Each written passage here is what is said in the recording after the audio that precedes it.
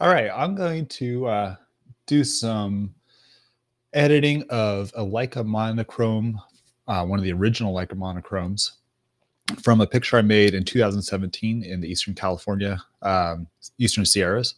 So, excuse me. This is I already kind of, when I imported this, I had applied this DNG neutral. I just upgraded to Capture 112. So I'm going to go to Leica and change the input profile to the monochrome. And then we're going to adjust this to high contrast film just to get a little more separation through these midtones. Just a good starting point here. So what I'm going to be doing in this video is showing you the new Luma mask adjustment layer stuff in Capture 112 to kind of deal with some of this highlight stuff in the sky where that's blown out. So we can get a nice mask around these edges, no halos, and then bring in some more detail of this foggy kind of overcast area here, and then nice bunch of good contrast and separation in this foreground here. First off, I'm going to do just a little bit of shadow recovery because it's a little bit too flat like that. Let me bring in the shadows. It's going to bring up the midtones a bit in there. Maybe leave the exposure kind of alone. Just reset that. I'll kick up the contrast, maybe 10 to 15 brightness. Leave that alone.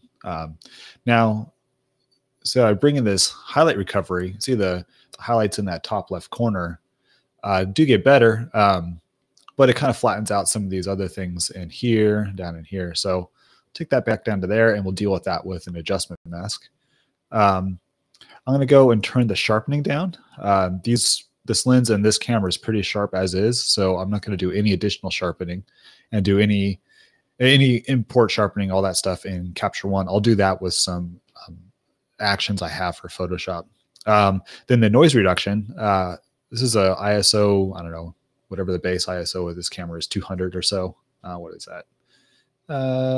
It's pretty fast shutter speed, 320. So there's not going to be any noise in this. So I'm going to take the noise reduction. For the color, there's no color information because of the monochrome sensor. Take the luminance noise reduction down to, I don't know, something real low, and then bring the details back up. So if you view at 100%, and we drag this around, you can see there's no, it's a pretty textured subject, so noise is not going to be all that apparent anyway. If we look up in the sky, it's all white anyway. There's not much noise up there.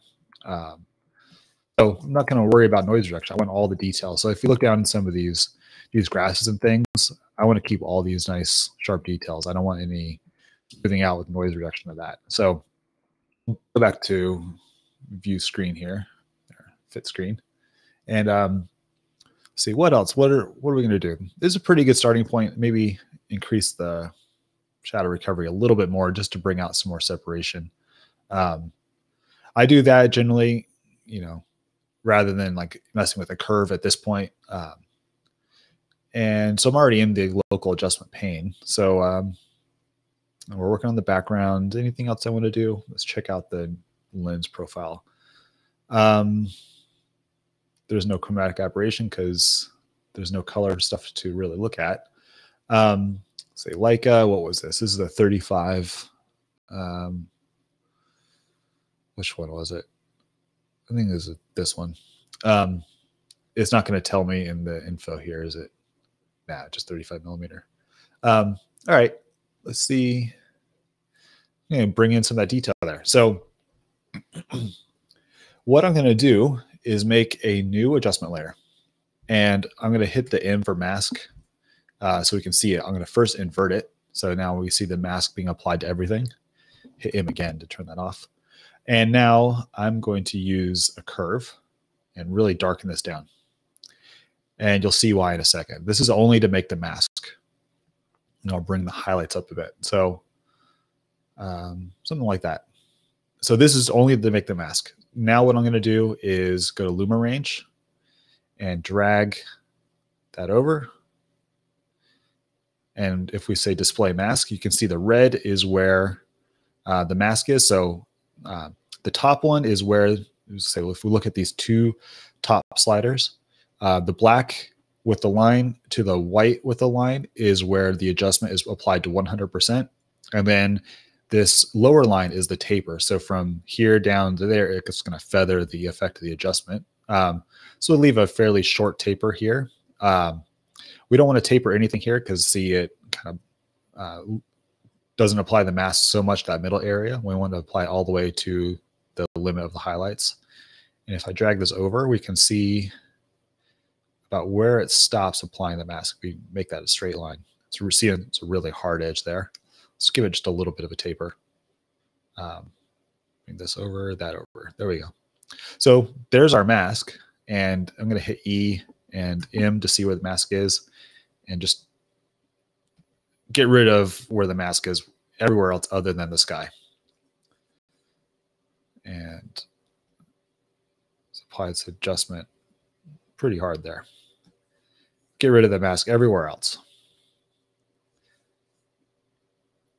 And now with that mask in place, I'm going to hit M to hide the preview there. You get rid of that adjustment. So the mask is still applied to those highlights. We see it. Come on, where's that?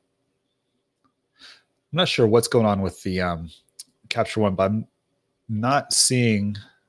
So if we make that adjustment, it sees it. But if I press M, there we go. I'm not sure what's going on with my keyboard or the actually capture one's being a little buggy. I had this at someone else's place where I was teaching, and same issue where it wouldn't show the mask sometimes.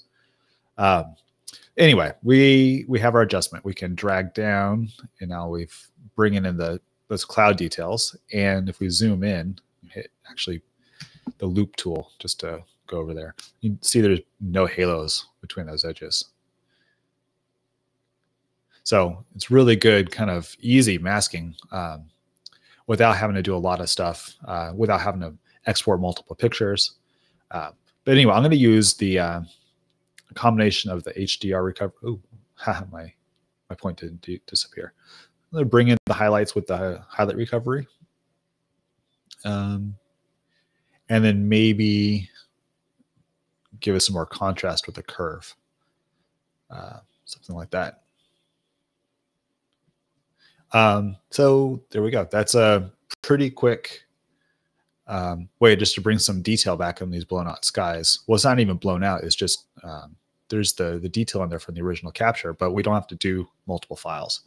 So if that's in place, let's do some work with some of these midtones here. And I'll use similar techniques with the, we name this to sky, with the Luma masks. So let's do I'm going to maybe in these rocks here, I'm going to bring out a little more separation there. So make a new layer.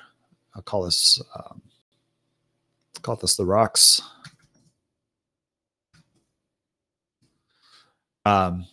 Invert that mask. So now if we look at everything that's being applied to it, bring the highlights up, bring the contrast back down, or the black point back down. So see the blacks in here are all getting too blocked up. The whites up here are too blown out. But if we hit the Luma range here, we can apply that just to more of the midtones. And then we'll taper down. Display the mask. So see, it's not being applied as much into the highlight areas there and not being applied as much into all this deeper shadow here. Let me bring this somewhere in there. There. Now it's not being applied to the sky at all, really. Same thing with the midtones. And you can even do something where these 2 points are really close together. And you spread that out so it's all taper. Let's see how that looks. So I'm applying that and then turn the mask off. And the other cool thing is you can just take, if that's too much of an adjustment still, you can take down some of that there with the opacity slider. And you can still do anything else you want to do. Bring the clarity up. And I'll go back to the loop tool to kind of see how that looks in there. All right, looks like nap time is over. So that was just a quick video for today. I'm going to try to do more videos regularly on Wednesdays at about 2 p.m. Eastern time. So keep an eye out for emails and notifications about that. So until then, thanks for watching. And if you have any questions, pop them in the comments, email them to me at, let's see, what's a good email? Yeah, just pop in the comments. We'll do it like that. All right. Thanks a lot. Take care. Have a good rest of the weekend.